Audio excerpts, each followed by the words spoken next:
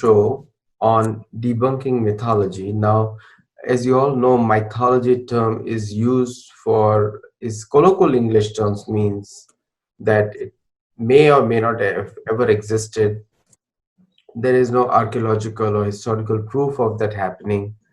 So anything mythology, when it is attached to the history, it's actually the meaning that is conveyed that that incident never happened.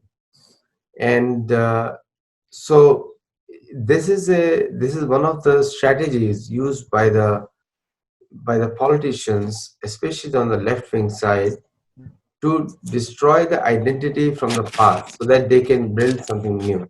It's a very classical thing. If you want to build a new house, you destroy the foundation and then you build a new house. You make a new foundation. But human being is not like that. Human being is tied to its culture, its roots, its soil, where it comes from, and that shapes up the human, the identity of a person. So I have a very special guest. You have seen him and you heard him, you liked him. I call him professor, I call him doctor many times. We welcome Sri RVS Mani. Ganeshaya Namaha, Namaskar. Namaskar, Ganesha. So, you have a very pleasing personality, and the way you communicate, people appreciate the honesty and the research that you come up with. So, today's discussion we have the debunking mythology spread by the leftists. So, what kind of mythological news that they spread to destroy the faith of people who are practicing Sanatan Dharma? See, mythology itself is a very, very erroneous term or a speculative term. Myth means illusion. What I want to propagate, I was in a state of illusion. So, when the root of the term mythology comes from the word myth, means something, an idea which doesn't exist, which is not feasible to exist, Right. which is a state of illusionary nature. That is the very essence of mythology. So I have been fighting about use of this mythology, and that is the reason I appreciate that you have introduced it as sathology, because sat means what is truth, what exists, what can be established. So how it happened? Generally, I have been never read history at a very academic level, but certainly I have heard lot of observations by several people who have risen in the current establishment level of eminent historians and all. They always peddle one lie. That lie is that the Indians did not have a sense of history, so the documentation is very poor, which is again a myth. Itihasa, as it happened in history, is known as itihasa, as it happened. And the exact, because in everywhere we always, even today, if we are doing a small yajna in my own family, there is a time-space notification in the Sankalpa. Bharatavarshe, Bharadakande, Meroho, Dakshine Parche, Vyavaharike, Shashti Samvatsaranam, Vindyasya Uttare, north of Vindhya, Yamuna Yaham Pachime Tire. Similarly, for every smallest to the largest, the yajna, for just the largest kalpa, everything, we always have a preface, a prologue which details the entire. This is a practice which has come out from the Sanatana itself. It is immemorial practice on the date on which what Tithi existed, Tithi. What was the Kala, what was the Lagna, the 12, 2.25 part of a day. Exactly. To that extent, to that minuteness, it is established in the Sankalpa itself, in the prologue itself. So how does he say that we don't have a sense of history? And what was the objective? What was the purpose for everything? whether it is a war or a marriage, war or a wedding, whether it is a funeral or it is something or a birth. For everything there is for funeral they for birth they say what time he was exactly born. It is known as Janma Patrika. For the funeral it is known as the Charma Patrika. Charma Patrika. Every in the between the two every event of his significant event of his life is mapped in the sort of a sankalpa. So that lie has to be totally demolished.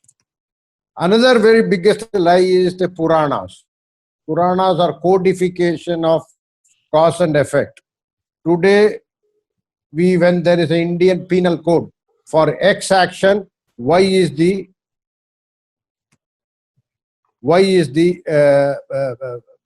penalty. For A action, B is the penalty. Similarly, in most of the Puranas, like the Skanda Purana, how the Kartikeya's birth, so all those things. Similarly, how each of the Puranas, including the 18 Mahapuranas and the subsequent Upapuranas and the other numerous Puranas and all, everything is a sort of a basically codification. And here, the Western thinking is Purana is old text. It is simply not old scripture. It is relevant even today. It is always Purana is eternally a current scripture. For old, they have said Purana in Hindi is old, so Puranas are all old. That is a very, very wrong lie which has been put out. For old, in pure Sanskrita, it is known as Pranchina Kala. Prachin, not Purana. Do you agree? So these terminologies have to be really understood. The codification of penal laws are there today. In everywhere is there, any person take to kill shall be punishable with capital sentence for life or death. Shall. That shall is a future. That this is the action shall be. So there is a future tense which is indicated in that. Similarly, in every Purana, it is basically the modern laws are drawn from the Puranas. The modern legislative formats, the modern format of legislation that shall be liable to pay a penalty shall be. So if you take out the Garuda Purana, for this papa, he shall be liable to the Kirmi Bhojanam, like that. These are so that shall has been misconstrued, whether out of ignorance or out of intent. I don't know. I don't have impute any motives to them. But it is whether out of ignorance or out of intent. They have said Puranas are old texts written in future tense. It is not future tense. They are intentionally, clearly manipulated this. So this is a very, very vital fact. So see, when these type of fundamentals, when you corrupt, when the vice enters these type of fundamentals, what follows there, itihasa, as it happened. Naturally, when in the Swadharma, in my own personal samskara, everything is dated with a sankalpa. And that was the practice, that is the practice on current date. So that is a reliable establishing or validation element. And that is, whether it is Mahabharata, whether it is everything that is conveniently not researched upon, and that very valuable research some people are doing on that. Similarly, like the Mahabharata war, they are trying to fix a date. It really occurred. It is a pathology. It is true. Instead of peddling it as a mythology, some people are working on it, but this should be the basic approach which has been lost. Partly because I have always said that Sanatana principle, the Sanatana order is eternal, Anadi Ananta. It is the same thing which in minuscules extends to other part of this. And this has been either not comprehended by the historians of repute of today. The reason is that. The reason is, I'm not contesting the academic integrity. I don't get into that. Maybe they have earned a lot of repute, so, or maybe they have really done good work, or they have relied upon the rock edicts and the numismatic evidences and all sorts of evidences.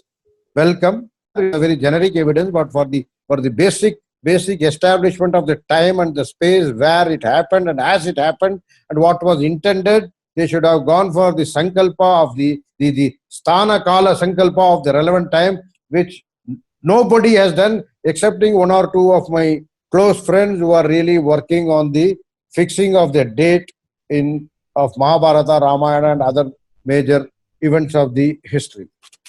So when this element is corrupted, when the vice enters these basic elements of research, then the result which will come is again not the best one or not the truth. So when the result when it comes through their own research methodology, which is erroneous, which is anomalous,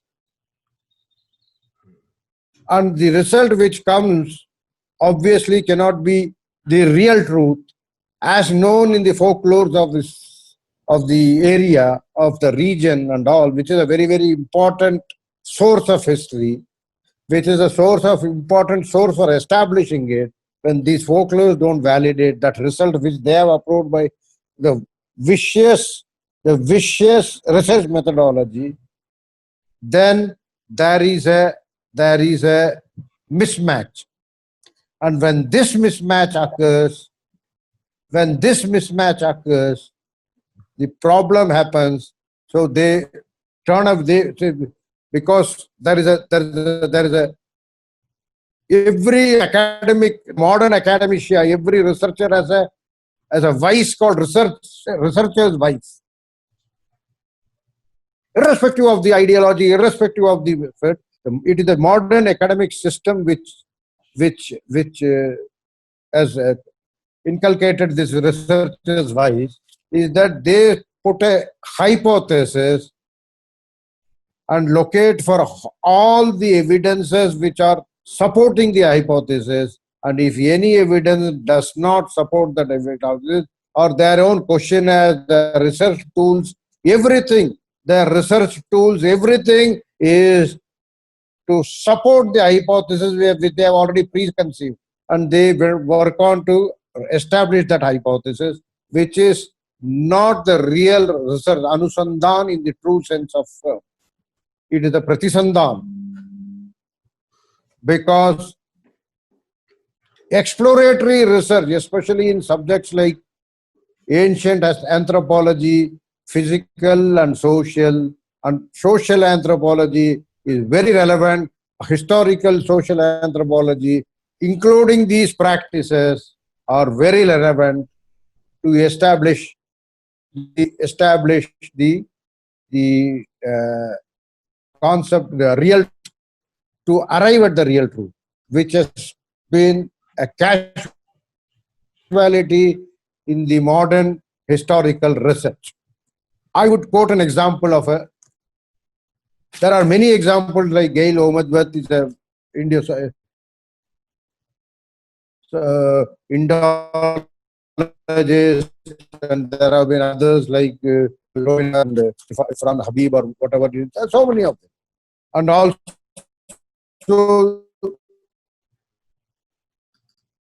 there is a gentleman called Dr. Majumdar. He has written a book. He has studied certain Santali tribes in the Chotanagpur region of the Jharkhand. I have read his book.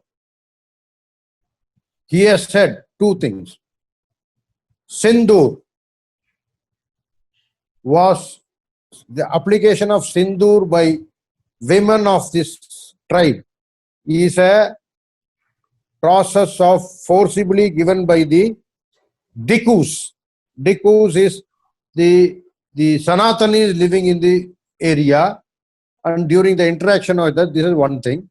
And another thing he has said, The Diku word came from Dik Karna, because the tribals were generally given trouble by the Sanatanis, which is again, has got nothing to establish this. But because of his stature, it was accepted. These are all indications. I'm giving you only for illustrative purposes. It is not a answer. I could not find any issue to challenge that. I'm giving a very microscopic example. You can extrapolate it. Professor Sachidananda, another social anthropologist of India. There are many of them who have done this, including you have so many Western sociologists who have come and worked here, and they have done it. But that is not the question. The question is whether the tools they used were right or wrong, whether Milton Singer's tools were right, Robert Redfield's tools were right. Like that, we don't know. Because the Western education system, the Western style of research, for them, the question of their Abrahamic beliefs are still a belief, a gospel which has come from ages to ages, with stray instances of where religion took birth. For them, religion is a sort of a gospel which comes from ages to ages, with the vicissitudes of time aligning it with the requirement. For us, Sanatana order is not a religion; it is a eternal order. That is the difference. So our methods of research are more exploratory, the original Sanatani research methodologies. But in this modern framework, the methodologies are totally very narrow. It's not exploratory, total free for all exploratory. Go explore. That is the way the earlier Upanishads were being taught. And that got codified into the experiences and the requirements and all, and how causal and effect theories will come out have been codified into the Puranas. The issues which happened have been codified as itihasa, as it happened. So these are all the two pillars.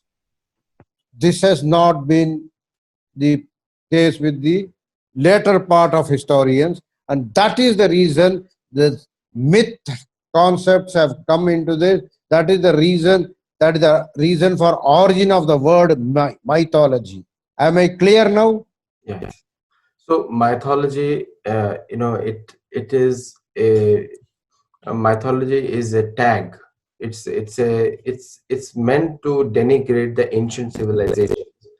The Western countries are used mythology only on Hinduism or Incas, Aztecs, and other people. See, but they don't use mythology tag on any Abrahamic faith. It is this mythology tag is mostly used for Greeks, Romans, Hindus, Incas, Aztecs, Mayans only. So therefore, this term Sathology that I invented, and all of you are joining on this channel Sathology, is meant to debunk this tag with proofs.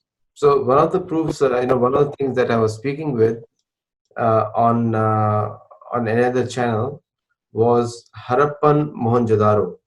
Now, Harappan Mohenjo-daro, if you carefully evaluate, they go back to the time of Mahabharata, Harappan Mohenjo-daro in Pakistan, and there's a very clear description about Hathras ruling Sindh.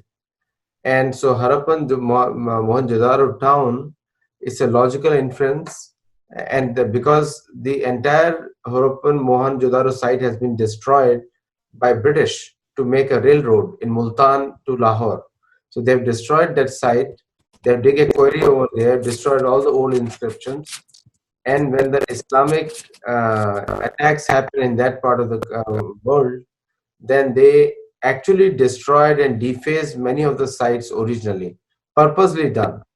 So despite that, there are still evidences to connect it back to the ancient times. But the Christian way of BC and AD dates come in the way, because most of the Western historians, they try to put the world history in the Christianized way, so that they can debunk everything ancient as something. And I'll give you another example. Rome had a pantheon. Pantheon is the old Olympic gods. What they have done is replaced all the Olympian gods of Rome with popes, and this is how they call it inculturation. So there is a very deliberate attempt to call something as mythology and remove that identity altogether. So please, so Mike, I would like you to speak on this a little bit more. See, basically, I said that the entire, as you said, whether it is American or Indus Valley or Greek civilization and all, they were there. They're the tools of establishment, the tools of lifestyles. Everything had a more exploratory nature. It was coming directly, like the Sanatana acid, it was more based on the coming out from the nature, it was coming, it was a free flow, seamless flow into this. But this is a sort of a superimposition of a new framework on what is seamlessly flowing through the years. And that is the reason they have to get. See, if you go to many tribal societies in South America, Africa, and all, if you go and see through their folk culture, their folklores, and if you see there, I've been to a place called Tonga and all, I have seen that. So basically, the undercurrent connects. The life practices connects with a lot of orders of Sanatana. There is one gentleman who has written a book on, he's a fisherman from Tamil Nadu, some John Cruise or something. It's a very beautiful book. He has also said how the fishing practices of the fisherman community is very close to the cultures of Sanatana, but later conversion. So if you go and minutely observe like these places like Solomon Island, or even go to the Aboriginal culture or Papua New Guinea or South Africa, or even, the Central African republics and all, which have been totally converted with Abrahamics and Islam, practicing, they do it. But their tribal culture is very close to the Sanatana practices, very close to either the Sumerian practice or the Greco practice. So you can see that it's a seamless flow from the nature's the thing to going ahead as and when. But it has got superimposed with the Islamic or a Christian or any Abrahamic religion which has penetrated through the French, the Portuguese, the England, and later on the Islamic invasion and all that. So that has in fact in many places there is a dichotomy of the tribal culture in, say, in Kenya or other Tanzania or Zanzibar or so many places in Africa you can find out. So this is what is the most, and that is the reason I have repeatedly said even the Islam which is practiced in Arab is different from what is practiced in Burkina Faso or a Gambia or a Chad, or the Nigeria, where the Boko Haram has really come out like our Ahle Hadith, trying to go back to this Islam as per the Quran, as per the Nasih Hadith. Same is the Islam which is practiced in the Southeast Asia is totally different. The Malaysians are, they still establish on karma, other philosophy, but do practice Islam for in Indonesia, Malaysia, Brunei, and all, in Thailand. So similarly, the Islam which is practiced in other parts of the country, or the Uzbekistan, Kazakhstan, and all, again, is again totally different.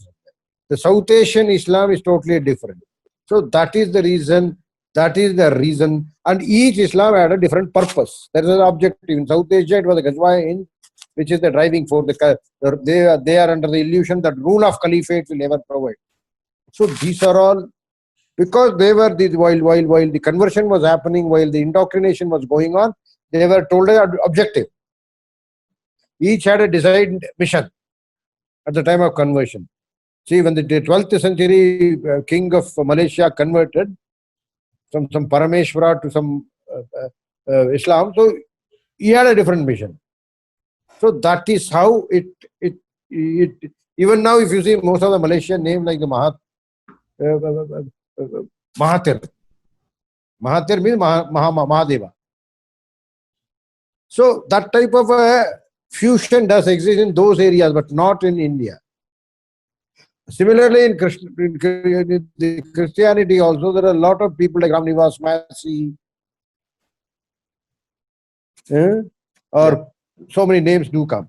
So, not only in names, even the practices also, it does come. So, the distortions which have happened because of bad tools. And the tools were not so, because it was a superimposition of the English education system, the maculas or whatever has happened in right from beginning. Whatever has happened, that is how the superimposition has happened. So this is something which we cannot, which which has taken a very long journey towards that, and to correct the distortions, to debunking is not, because there are two issues about it. As you said, many of the evidences, including the inscriptions and other things in Pakistan, where the Indus Valley really took on, and Kandahar and all those areas have been destroyed by the vicissitudes of time, as well as by the intended replacement processes and all that. That is a course of history which is established. Added to that is the amount of the army of academia in the given format, in the current framework, who have been trained in those research methodologies, to convince them to accept the real exploratory methodology of the new knowledge seeking paradigm is not going to be easy. no, absolutely right. To take them to get to it, actually, as anthropologists, they say participant observation. To really make them to make, see, the history writer of their community should come from the community itself. That's right. That could be the best way. If he comes from the, when you go when you have a Ramsay Muir or a Garrett Foster writing about independence of India, maybe that history may not be as accurate as what really happened. That's right. A distorted version may come. So it should be more a participant observation, Absolutely. or observation right inside the community is observing, he is chronicling whatever is happening. That is going to be the best way to debunk this myth. So it has to be taken to communities in several places. The insiders have to not just write it, they have to document it, chronicleize it, gazette every event, and then compile it. Only then the true history can come. Itihasa, I have been saying, as it happened. Iti means as it happened. No, And that has to come. absolutely right. The history of the Spanish conquest of Americas destroyed the native history. So the Incas, Aztecs, and Mayans have to write their own history. Similarly, the British conquered India and the Muslims conquered India.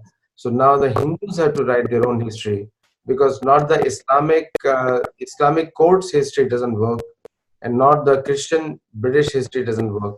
So we have to write the Sathology, and Sathology will come from the natives, not from the outsiders. So I'll stop it here. And thank you, Maniji. It's always a pleasure to talk to you. And Thank you. we will have the next Thank session. you. The next session will be very, very interesting. And Dr. Mani and all of us will speak again. Namaskar, and thank you for watching. Thank you. Do subscribe. Very much.